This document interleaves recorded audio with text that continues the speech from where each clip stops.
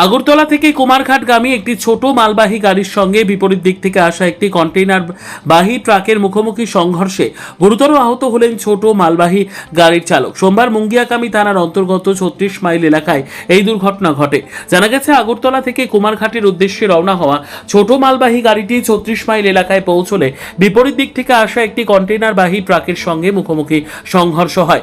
সংঘর্ষের তীব্রতায় ছোট মালবাহী গাড়ির সামনের অংশ দুমড়ে মুচড়ে যায় এবং চালক গাড়ির ভিতরে আটকে পড়েন। দুর্ঘটনায় আহত চালক বাবুল দাস বৈষ্ণবের পায়ে ও মাথায় গুরুতর আঘাত লাগে। খবর পেয়ে তেলিয়ামুড়া দমকল বিভাগের কর্মীরা দ্রুত ঘটনাস্থলে পৌঁছে উদ্ধার অভিযান চালান এবং তাকে গাড়ি থেকে উদ্ধার করেন। পরে আহতকে মুঙ্গিয়াকামী প্রাথমিক স্বাস্থ্য কেন্দ্রে নিয়ে যাওয়া হলে কর্তব্যরত চিকিৎসক তার চিকিৎসা শুরু করেন। দুর্ঘটনার খবর পেয়ে মুঙ্গিয়াকামী থানার পুলিশ ঘটনাস্থলে পৌঁছে পরিস্থিতি নিয়ন্ত্রণে আনে এবং দুর্ঘটনার কারণ খতিয়ে দেখতে তদন্ত শুরু করে। প্রাথমিকভাবে অনুমান করা হচ্ছে মুখোমুখি সংঘর্ষের জেরে এই দুর্ঘটনা ঘটেছে।